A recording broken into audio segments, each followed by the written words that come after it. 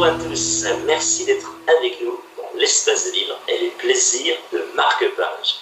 Votre invité est auteur de comédies et de pièces de théâtre pour la jeunesse éditées et jouées en France et à l'étranger. Parallèlement au théâtre, elle écrit des nouvelles, 2 livres sont édités à ce jour. Un recueil de 4 grandes nouvelles fantastiques qui sont éditées chez Petit Éditeur, ou encore un recueil de 19 nouvelles, Histoire d'amour, la folie et de mort, édité chez l'Harmattan. Elle est l'auteur de nombreux ouvrages tels que Ma fleur se meurt aux éditions L'Œil du Prince, Par le petit bout de la lorgnette aux éditions Art et Comédie, et toujours dans cette même maison d'édition, Ado c'est mieux, ou encore Au secours, la terre est malade. Il s'agit de Geneviève Stelling qui vous présente son roman Il sera trop tard aux éditions Abordables. En parlant des éditions Abordables, eh bien on les remercie vraiment parce que sans eux, cette interview n'aurait pu se faire. Et l'Espace Libre et les plaisirs de marque-page n'auraient pas pu découvrir cet excellent roman. Vous verrez, on va en parler en long et en large. C'est écrit magnifiquement bien. Je me suis régalé. Et pour tout vous dire, c'est l'un de mes coups de cœur de ce mois de juin. Voilà, autant dire, Geneviève va être très contente. Geneviève Stelling, on vous accueille quand même. Bonjour et bienvenue dans la chronique de Guillaume Sautet.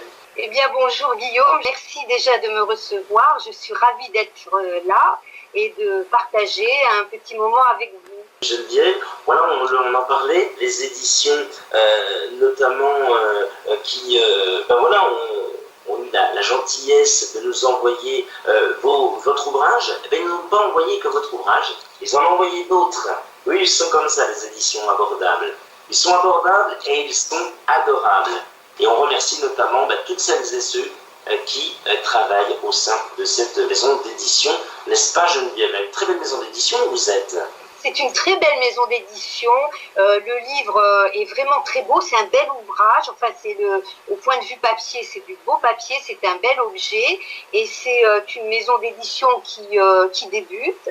Et grâce à son directeur qui s'appelle Jean-Bruno Alexandre, cette maison est pleine de dynamisme et Jean-Bruno a un tas d'idées. Donc c'est une maison qui est vraiment appelée à grandir. Voilà, je suis très fière de faire partie de ces auteurs. Eh bien, on le salue, Jean-Bruno. Voilà, s'il nous écoute.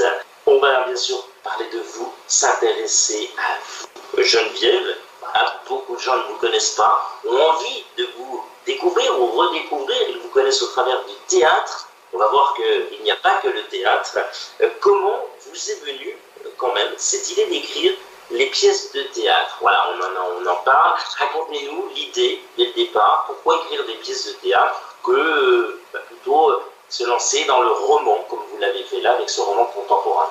Bien, c'est tout à fait par hasard. En fait, mon parcours est bien simple. J'ai commencé par écrire des nouvelles. Et j'ai envoyé quelques nouvelles à des concours. J'ai gagné quelques concours. J'ai été lauréate plusieurs fois. Et un jour, un ami m'a dit, mais est-ce que ça t'est déjà venu à l'idée d'écrire du théâtre pour les enfants? Alors je lui ai dit non, voilà. Il m'a dit, essaye, écris. Et j'ai écrit une pièce, j'ai envoyé à l'éditeur. Et le lendemain, l'éditeur m'écrivait comme quoi il allait faire éditer ma pièce. Et j'ai continué dans ce domaine-là pour les enfants, puis pour les adultes. Et je suis revenue à mes premières amours, c'est-à-dire les nouvelles. Et là, maintenant, un roman. Voilà, je suis très contente d'avoir écrit ce roman. Geneviève Stelling, comment vous avez fait pour passer du théâtre au roman? Comment ça s'est passé? Il y a eu aussi des nouvelles, mais comment vous avez pu différencier un petit peu les deux choses? Puisque dans le théâtre, c'est du dialogue, on est d'accord.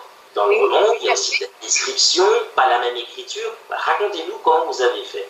Écoutez, je ne sais pas moi-même, parce que ça vient tout seul. En fait, ça vient tout seul. Oui, j'écris aussi bien du théâtre pour les enfants que pour les adultes, et pourtant c'est tout à fait différent. Mais voilà, c'est suivant l'inspiration. Et les nouvelles, c'est pareil. Le roman, c'est pareil. J'ai d'autres choses en cours. Voilà, j'écris comme je le sens, au feeling. En tous les cas, cela fonctionne plutôt bien. Voilà, à chaque fois qu'on va se promener sur les sites internet, les avis sont unanimes. Ce que vous écrivez tient la route, ce que vous écrivez nous captive. nous embarque. Et on va en parler dans quelques minutes, mais ce magnifique ouvrage qui est juste à mes côtés, Hier il sera trop tard, vous nous avez vraiment embarqué. J'aurais même pu mettre un cœur juste au-dessus, c'est vraiment, je le rappelle, un de mes coups de cœur pour ce mois de juin. Voilà, je voulais vraiment le dire. Je suis très ému en le disant parce que je ne vous connaissais pas du tout. Et il y a beaucoup d'auteurs malheureusement qu'on ne connaît pas ici. Voilà, on fait beaucoup de monde. Vous allez voir dans quelques semaines, quelques jours, de nombreux auteurs vont défiler à nouveau dans les plaisirs de marque-page et l'espace des livres. Mais il y a aussi la place pour des auteurs un peu moins connus, mais qui auraient vraiment ce mérite de se faire connaître. Il y a vous, il y a Alain Cadéot également, que je salue au passage et que j'embrasse. Maman Martine, elle se reconnaîtra. Des gens fantastiques, fabuleux et qui mériteraient d'être comme vous, d'être mis en lumière comme on le fait maintenant. Et je suis très heureux, très fier, au nom d'Espace des Livres, les plaisirs de marque-page, de pouvoir le faire.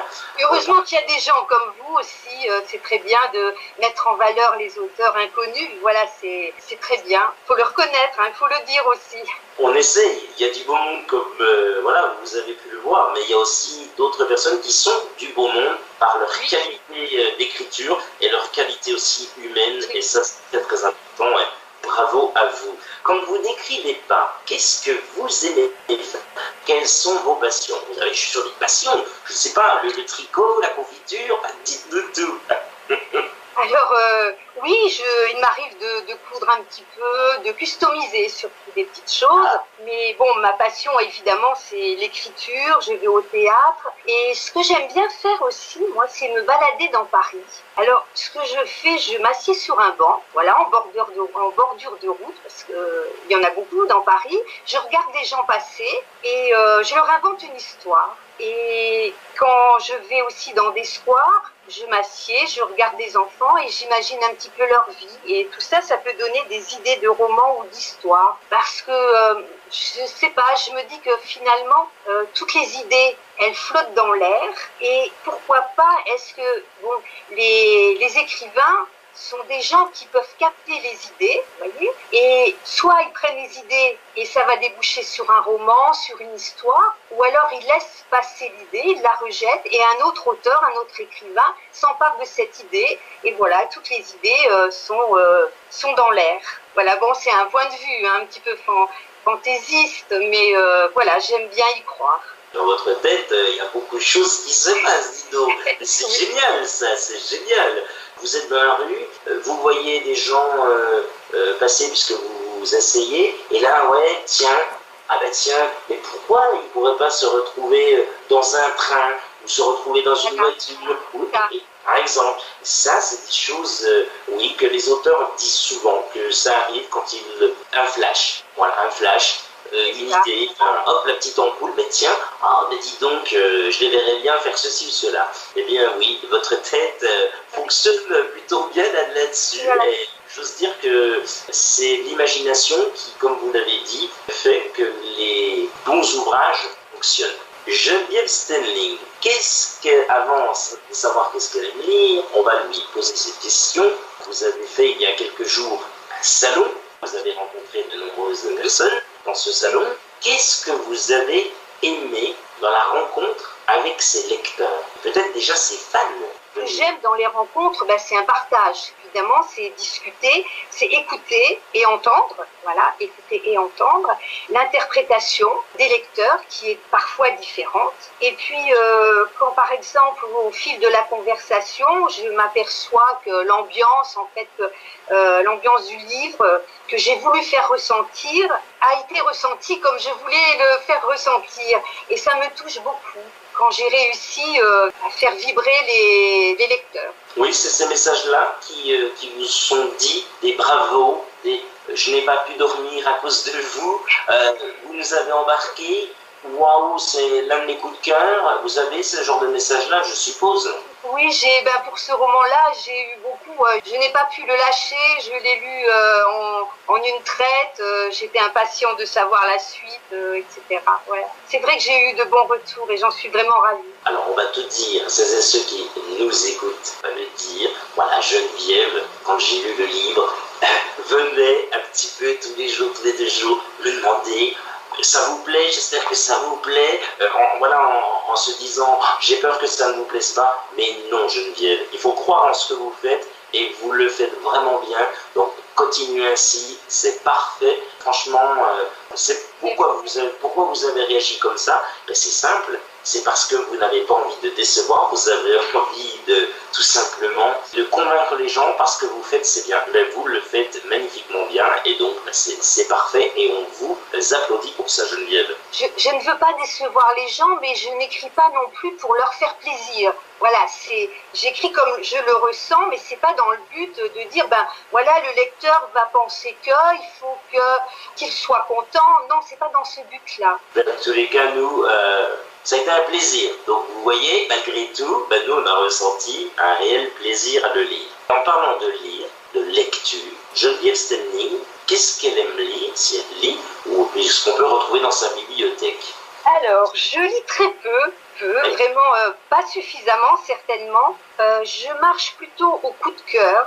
Et quand je rentre dans l'histoire, je ne lâche pas le livre, mais par contre, si je ne rentre pas dans l'histoire, au bout de, bon, disons, allez, 40 pages, je laisse le livre, hein, parce que faut que ça soit un plaisir et pas une obligation. Parce que il y a des livres, par exemple, que j'ai beaucoup aimé, c'est La Nuit des Temps de Barjavel, j'ai adoré. J'ai beaucoup aimé La Ferme des Animaux de George Orwell, beaucoup aimé aussi dans un autre registre Gros Câlin de Romain Gary, j'ai adoré. Et puis alors, Mademoiselle Liberté d'Alexandre Jardin, j'ai vraiment adoré. Après, bon ben, je lis un petit peu quand même, hein. Ça m'arrive de lire, oui, quand même.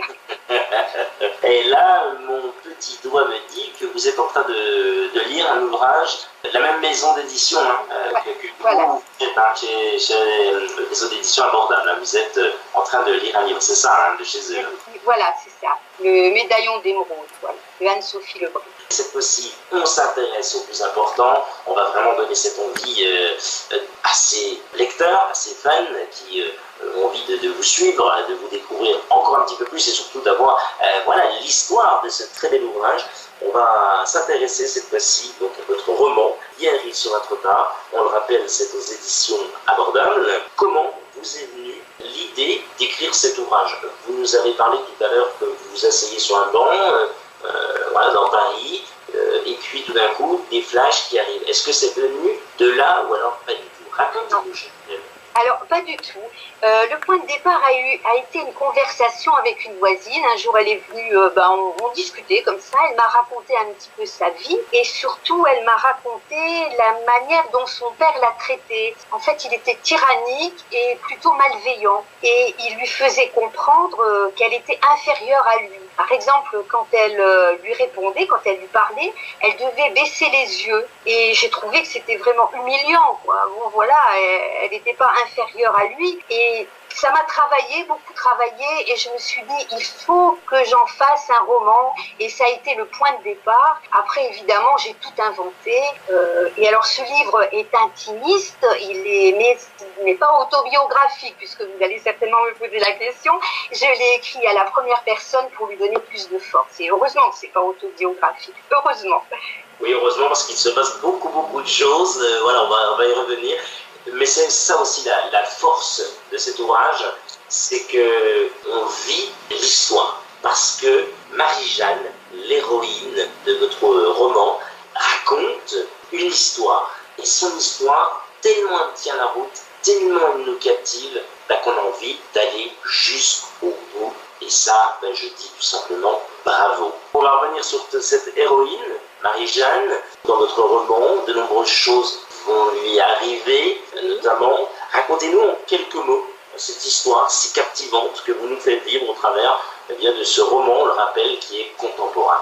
Alors, l'histoire commence par un enterrement. Voilà, ça se passe dans le Jura. Et comme vous le disiez, Marie-Jeanne raconte. Et à cette époque-là, elle a 18 ans. Et pendant la cérémonie, elle se souvient de sa vie d'avant, de son enfance, qui était donc, c'était pas une très belle enfance. Et quand au cimetière, quelqu'un à côté d'elle dit « c'était un brave homme », alors là, elle ne peut pas le supporter et elle s'enfuit. Et sur son chemin, elle va rencontrer Jean-Jacques, un homme qui pourrait être son père, qui ne ressemble pas du tout à son père parce que, contrairement à son père, il a du charisme, c'est un bel homme bien soigné. Et elle le suit jusqu'à Paris.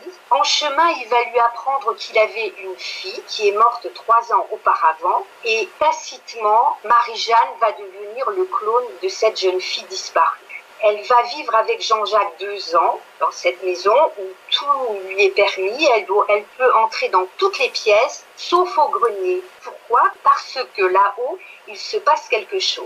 Jean-Jacques lui dit qu'il sculpte, mais il lui a jamais montré aucun ouvrage. Et alors elle se pose des questions. Elle ne saura qu'à la fin, le lecteur aussi ne saura qu'à la fin ce qui se passe au grenier. Et là, ça sera un petit peu l'horreur. On n'en dit pas plus. Geneviève Stelling, pouvez-vous nous lire un passage de Hier il sera trop tard pour donner l'envie au lecteur de vous lire et de se rendre compte de la qualité d'écriture et de l'histoire si captivante. On vous écoute, Geneviève. Alors, c'est le tout début du roman. Nous sommes dans le Jura en 1978. Le vent était glacial. La voix grave et solennelle du curé ressemblait à une chanson triste. Je l'écoutais à peine.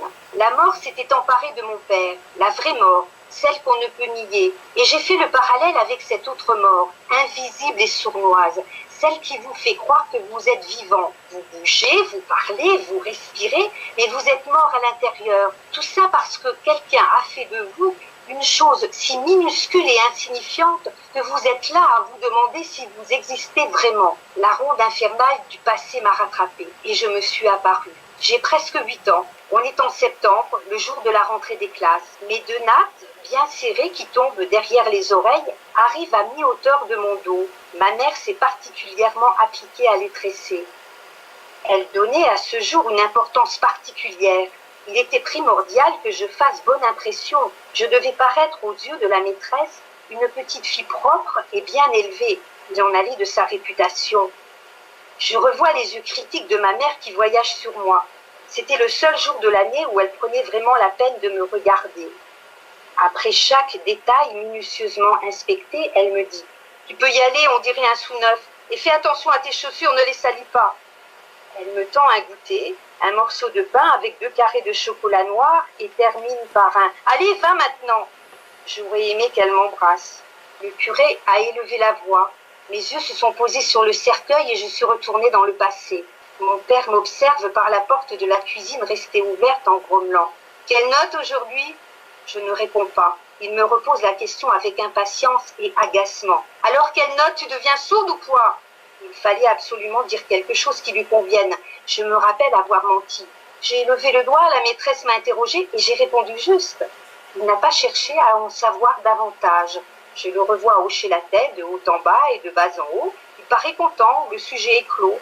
Propulsé au centre de mes souvenirs, j'ai sursauté quand le curé a dit « Repose en paix ». Ainsi, il suffisait de mourir pour que la vie de chacun soit blanchie?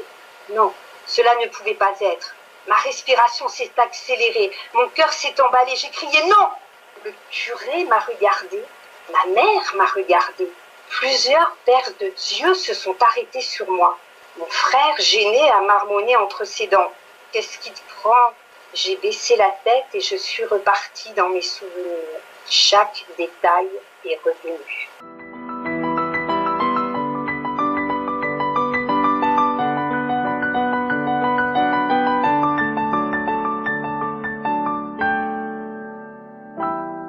On le rappelle, Geneviève Stelling et son ouvrage « Hier il sera trop tard », très très belle maison d'édition, on le rappelle, c'est les éditions abordables. Geneviève Stelling, quels sont vos projets pour la suite maintenant? Alors, mes projets, j'ai déjà un roman en cours de relecture. Excellent. Qui sera complètement différent, puisque le point de départ, ce sera un site de rencontre. Bon, je ne veux pas trop dévoiler l'histoire, mais je peux vous dire que je vais décortiquer l'amour du point de vue d'un homme et du point de vue d'une femme. Et il y aura une intrigue amoureuse, mais il y aura aussi une intrigue policière. Oh là là là là, je sens que ça va être encore captivant tout ça. Un autre roman qui est en cours, pour l'instant il est dans mes dossiers, mais il est déjà bien avancé, ce sera encore différent parce que ce sera un roman fantastique. Voilà. Ensuite, côté théâtre, j'ai ce mois-ci une pièce pour adultes qui va être publiée aux éditions Les Mandarines, une maison spécialisée dans le théâtre. Et là, il sera question d'un pervers narcissique. Je change encore de registre.